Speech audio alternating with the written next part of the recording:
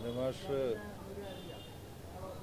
ഞാൻ കോളേജ് ഡിബേറ്റിൽ പങ്കെടുക്കാൻ പോകുമ്പോൾ അവിടെ ജഡ്ജിങ് കമ്മിറ്റി ചെയർമാനായിട്ടിരുന്ന ഓർമ്മയുണ്ട്. അഴീക്കോട് മാഷും ദേവഗിരി കോളേജിൽ പോയപ്പോൾ അതേപോലെ ഓർമ്മയുണ്ട്. അതിനുശേഷം സാനുമാഷിൻ്റെ മാനസിക ശിഷ്യന്മാരാകാത്തവരാരും മലയാള ഭാഷ കൈകാര്യം ചെയ്യുന്നവരുടെ കൂട്ടത്തിലുണ്ടാവില്ല. അപ്പോൾ അദ്ദേഹത്തിൻ്റെ പുസ്തകങ്ങളിലൂടെയാണ് അദ്ദേഹത്തെ കൂടുതൽ മനസ്സിലാക്കാൻ കഴിഞ്ഞത്. ഓണപ്പതിപ്പുകളിൽ അദ്ദേഹം ലേഖനങ്ങൾ എഴുതാറുണ്ട്, പ്രഭാഷണങ്ങൾ കേട്ടിട്ടുണ്ട്. നമുക്കെല്ലാം അറിയാവുന്നതുപോലെ ഏറ്റവും ലളിതമായ ഭാഷയിൽ എഴുതുകയും പ്രസംഗിക്കുകയും ചെയ്യുക, എഴുത്ത് ഒരു ഒഴുക്കാണ്. അദ്ദേഹത്തിൻ്റെ പ്രഭാഷണങ്ങളും അതുപോലെ തന്നെ ഒരു ഒഴുക്കാണ്. നമ്മുടെ മനസ്സിലേക്ക് കടന്ന് അവിടെ പാർപ്പുറപ്പിക്കുന്ന തരത്തിലാണ് ആശയങ്ങൾ സാനുമാഷ് ആവിഷ്കരിക്കാറുള്ളത്. പ്രത്യേക സാഹചര്യത്തിൽ എഴുതുകയാണെങ്കിലും കാറ്റും വെളിച്ചവും എന്ന അദ്ദേഹത്തിൻ്റെ രചനയുണ്ട്. ആ സാഹചര്യത്തിൽ അദ്ദേഹം ഉദ്ദേശിച്ച ആശയങ്ങളോട് നമുക്ക് ചിലപ്പോൾ വിയോജിപ്പുണ്ടായെന്ന് വരും. എന്നാലും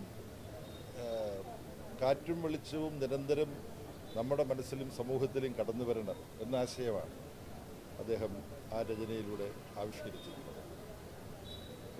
അസ്തമിക്കാത്ത വെളിച്ചം എന്നത് അദ്ദേഹത്തിൻ്റെ ഒരു ഗ്രന്ഥത്തിൻ്റെ ശീർഷകമാണ്. അത് അദ്ദേഹത്തിൻ്റെ വ്യക്തിത്വത്തിനും കൂടി ബാധകമാവുന്ന ഒരു ശീർഷകമായിട്ടാണ് എനിക്ക് തോന്നിയിട്ടുള്ളത്. അധ്യാപകൻ എന്നുള്ള നിലയിൽ ലക്ഷക്കണക്കിന് വിദ്യാർത്ഥികളെ അദ്ദേഹം പഠിപ്പിച്ചിട്ടുണ്ടാകും. പക്ഷെ അദ്ദേഹം സമൂഹത്തിൻ്റെയും അധ്യാപകനായി തൻ്റെ ഗ്രന്ഥങ്ങളിലൂടെയും പ്രഭാഷണങ്ങളിലൂടെയും. നിരൂപകൻ എന്നുള്ള നിലയിലുള്ള അദ്ദേഹത്തിൻ്റെ സംഭാവനകളുടെ മൂല്യത്തോടൊപ്പം അതിൽ ഉയർന്നോ നിൽക്കും എന്നെനിക്കൊരു പക്ഷേ തോന്നുന്ന ഒരു കാര്യം അദ്ദേഹത്തിൻ്റെ ജീവചരിത്ര രചനകളാണ്. ഇവിടെ തന്നെ തൊട്ടടുത്താണ് ചങ്ങമ്പുഴ പാർക്ക്. ചങ്ങമ്പുഴ നക്ഷത്രങ്ങളുടെ സ്നേഹഭാജനം എന്ന അദ്ദേഹത്തിൻ്റെ അതിപ്രശസ്തമായ രചന, അദ്ദേഹത്തിന് ഒരുപാട് പുരസ്കാരങ്ങൾ നേടിക്കൊടുത്ത ഒരു രചനയാണ്. അതുപോലെ തന്നെ വൈക്കം മുഹമ്മദ് ബഷീറിൻ്റെ സ്വത്വത്തിലേക്കും വ്യക്തിത്വത്തിലേക്കും കടന്നു ചെന്നുകൊണ്ട് അദ്ദേഹം വൈക്കം മുഹമ്മദ് ബഷീറിനെ കുറിച്ച് എഴുതിയ ജീവചരിത്ര രചന. അതുപോലെ തന്നെ പ്രധാനപ്പെട്ട രണ്ട് ജീവചരിത്ര രചനകളാണ് സഹോദരൻ അയ്യപ്പനെ കുറിച്ച്. സഹോദരൻ അയ്യപ്പൻ റോഡുള്ള നഗരത്തിലാണ് നമ്മളിപ്പം നിൽക്കുന്നത്. MC ജോസഫ്, യുക്തിവാദി MC ജോസഫിനെ കുറിച്ചുള്ള ജീവചരിത്ര ഗ്രന്ഥം. സാധാരണ രീതിയിൽ ആർക്കും കിട്ടാത്ത ഒരുപാട് ആശയങ്ങൾ അദ്ദേഹത്തിൻ്റെ ഗ്രന്ഥങ്ങളിൽ കൊണ്ടുവരും. ഞാനിപ്പോൾ ഓർക്കുന്ന ഒരു കാര്യം, മതത്തിൻ്റേതായ മതം സമൂഹത്തിൽ ചെലുത്തുന്ന തെറ്റായ സ്വാധീനങ്ങളുണ്ടല്ലോ. നല്ല ചില സ്വാധീനവും, എല്ലാ മതങ്ങളിലും മഹത്തായ മൂല്യങ്ങളുണ്ട്. പക്ഷേ മതങ്ങൾ സമൂഹത്തിൽ ചെയ്യുന്ന ദുഷ്കൃതങ്ങൾക്കെതിരായിട്ടാണ് യുക്തിവാദികൾ സമരം ചെയ്യുക. MC ജോസഫ് അതാണ്. പക്ഷെ എന്നെ അത്ഭുതപ്പെടുത്തിയത് ഈ സാനുമാഷിൻ്റെ പുസ്തകത്തിലാണ് ഞാൻ കണ്ടത്. MC ജോസഫ് തൻ്റെ പ്രദേശത്തൊരു മധ്യസ്ഥനായിട്ടിരുന്നു. എന്തിനായിരുന്നു ആ മധ്യസ്ഥത? ഒരു ക്ഷേത്രത്തിൻ്റെ നിർമ്മാണവും പള്ളിയുടെ നിർമ്മാണവും തമ്മിൽ തർക്കമുണ്ടായി. അപ്പോൾ ഇത് രണ്ടും പ്രതിസന്ധിയിലായി.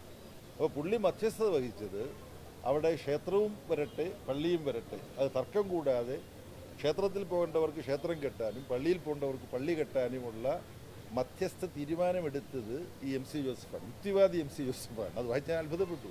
അപ്പോൾ ഇതുപോലെ നമ്മളെ വിസ്മയിപ്പിക്കുന്ന ഒരുപാട് ചരിത്ര വസ്തുതകൾ, പലർക്കും അറിയാൻ പാടില്ലാത്ത കാര്യങ്ങൾ അദ്ദേഹത്തിന് എഴുതാൻ കഴിഞ്ഞിട്ടുണ്ട്. ഞാൻ ദീർഘിപ്പിക്കുന്നില്ല. ഇതിൻ്റെ ഓർമ്മകൾ പറയാൻ തുടങ്ങി കഴിഞ്ഞാൽ ഒരുപാട് ഓർമ്മകളുണ്ട്. അതൊന്നും നിങ്ങളെ ബോറടിപ്പിക്കുന്നില്ല, ഞാൻ നിങ്ങളുടെ പ്രേക്ഷകരെയും ബോറടിപ്പിക്കുന്നു. പക്ഷേ എൻ്റെ രണ്ട് അനുഭവങ്ങളുണ്ട്. ഒന്ന് സതീശനൊക്കെ ഓർമ്മയുണ്ടാവും. ഏതാനും മാസങ്ങൾക്ക് മുമ്പാണ് പാലസ്തീനോട് ഐക്യദാർഢ്യം പ്രകടിപ്പിക്കാൻ എറണാകുളത്ത് അതിഗംഭീരമായൊരു റാലിയും മറൈൻ ഡ്രൈവിൽ ആയിരങ്ങൾ പങ്കെടുത്തൊരു മഹാസമ്മേളനവും മാഷ് അവിടെ. അപ്പോൾ അവിടെ നേരത്തെ പരിപാടിയൊക്കെ തയ്യാറാക്കിയിരുന്നു. അപ്പോൾ ഞാൻ സതീഷിനോടും രാജീവിനോടും CN മോഹനോടും ഒക്കെ പറഞ്ഞു, മാഷ് ആദ്യം സംസാരിക്കട്ടെ ഉദ്ഘാടനം പോലെ, അതിനുശേഷം ബാക്കി എല്ലാവരും സംസാരിക്കും. ഇത് മാഷോട് പറഞ്ഞപ്പോൾ മാഷ് ഒരു വിധത്തിൽ സമ്മതിക്കില്ല. ചുരുക്കി പറഞ്ഞാൽ, അപ്പം മാഷോട് ഞാൻ പറഞ്ഞു, അല്ലേ മാഷെ, ഞാൻ പാർട്ടി പ്രമേയത്തിനൊക്കെ ആധാരമാക്കി ഒരു അരമണിക്കൂറെങ്കിലും ഞാൻ സംസാരിക്കണം. അപ്പോൾ അത്രയും നേരം മാഷ് ഇവിടെ കാത്തിരിക്കാൻ പാടില്ല. അതുകൊണ്ടാണ് അരമണിക്കൂറോ 3/4 മണിക്കൂറോ ബേബി സംസാരിക്കും, എന്നിട്ട് ഞാൻ സംസാരിച്ചോളാം. ആ മനോഭാവത്തിൻ്റെ അല്ല, ആ പ്രായത്തിൽ. ഇത് ഏതാനും മാസങ്ങൾക്ക് മുമ്പാണ് ഞാൻ അരമണിക്കൂർ കൊണ്ട് സംസാരിച്ചു. മാഷ് പിന്നെ സംസാരിക്കുമ്പോൾ അവിടെ സ്വാഗത പ്രസംഗകൻ പറഞ്ഞതും അധ്യക്ഷൻ പറഞ്ഞതും ഞാൻ ആദ്യം സംസാരിച്ചതും ഒക്കെ ആ കാര്യങ്ങൾ കേട്ട് ഓർത്ത് വെച്ച് അതിന്മേൽ നിന്നാണ് തൻ്റെ വാദങ്ങൾ മാഷ് വികസിപ്പിച്ചെടുക്കുന്നത്. ഞാൻ സത്യം പറയാം, പല യോഗത്തിലിരിക്കുമ്പം എല്ലാ പ്രസംഗങ്ങളും ശ്രദ്ധിച്ച് ഒരു പക്ഷേ കേൾക്കാൻ പറ്റിയെന്ന് വരില്ല, പല കാരണം. മാഷിൻ്റെ ഈ ശ്രദ്ധ, ജാഗ്രത, അതുപോലെ ഇവിടെ ഇപ്പോൾ വന്ന പലരും എന്നോട് ഓർമ്മശക്തി ഈ പ്രായത്തിലും. ഇപ്പോൾ പ്രതിപക്ഷ നേതാവ് വി ഡി സതീശൻ എൻ്റെ അടുത്ത് പറഞ്ഞു, എനിക്ക് തന്നെ അറിയാവുന്നൊരു കാര്യമാണ്, നമ്മുടെയൊക്കെ ഓർമ്മശക്തി കുറഞ്ഞുകൊണ്ടിരിക്കുകയാണ്. അതായത് 60, 65, 70 വയസ്സ് പ്രായമുള്ളവരുടെ ഓർമ്മശക്തി കുറഞ്ഞുകൊണ്ടിരിക്കുമ്പോൾ ഈ 98 വയസ്സിലും മാഷയ്ക്ക് ഓർമ്മശക്തിയുടെ കാര്യത്തിൽ ഒരു കുറവ്. ഇവിടെ മാഷ് നൽകുന്ന വലിയൊരു സന്ദേശം എന്ന് പറഞ്ഞാൽ ശരീരവും മനസ്സും മാലിന്യം കലരാതെ സൂക്ഷിക്കണം. ആരോഗ്യം, മനസ്സിൻ്റെ ആരോഗ്യവും ശരീരത്തിൻ്റെ ആരോഗ്യവും സംരക്ഷിക്കണം. അതിന് ചെയ്യേണ്ട വ്യായാമം ചെയ്യണം. എല്ലാ ദിവസവും രാവിലെ നടക്കും. ഇതൊക്കെ നമ്മൾ പറയുകയല്ല, നമ്മളാരും പാലിക്കാറില്ല. അപ്പം സാനു മാഷ് എന്ന് പറഞ്ഞാൽ അദ്ദേഹത്തിൻ്റെ രചനകളിലൂടെ സമൂഹത്തിന് വലിയൊരു പാഠപുസ്തകമാണ്. അദ്ദേഹത്തിൻ്റെ ജീവിതത്തിൽ അദ്ദേഹം പാലിക്കുന്ന അച്ചടക്കം, ഓർമ്മശക്തി നിലനിർത്താൻ വേണ്ടി എല്ലാം ഓർത്തു വെക്കുന്ന അദ്ദേഹത്തിൻ്റെ. എൻ്റെ ഒരു കൂട്ടുകാരൻ, പ്രശസ്തനായ ആളല്ല, ഒരു ഡോക്ടറിൻ്റെ കൂടെ വരുമ്പോൾ പറഞ്ഞു, ആ ഡോക്ടറെ കാണുമ്പോൾ ഡോക്ടറുടെ ഭാര്യയുടെ പേര് ജൂലിക്ക് സുഖമാണോ എന്ന് ചോദിച്ചു. അപ്പോൾ എങ്ങനെയാണ് ഇത് ഓർത്ത് വെക്കുക? ഇന്നിപ്പോൾ ഞങ്ങൾ ഇങ്ങോട്ട് വരുമ്പോൾ നടന്നൊരു കാര്യമാണ് ഞാൻ ഈ പറയുന്നത്. അപ്പോൾ ഒരു അത്ഭുത പ്രതിഭാസമാണ് സാനു മാഷ്. നമ്മൾ അദ്ദേഹത്തിന് ശേഷം ജീവിച്ചിരിക്കുന്നവർ അദ്ദേഹം എങ്ങനെ ജീവിച്ചു എന്നുള്ളതിൽ നിന്ന് ഉൾക്കൊള്ളേണ്ട പാഠങ്ങൾ ഉൾക്കൊള്ളണം.